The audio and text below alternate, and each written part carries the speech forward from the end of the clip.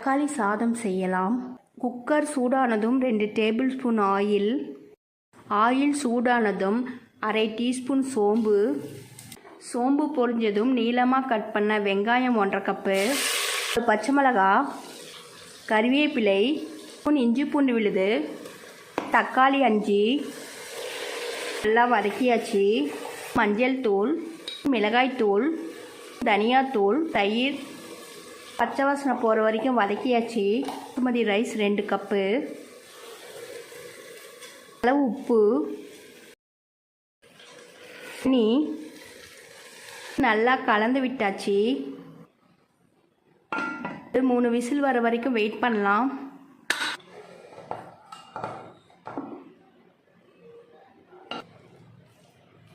தக்காளி சாதம் ரெடி ஆயிடுச்சு. இது போல் ட்ரை பண்ணி பாருங்கள்.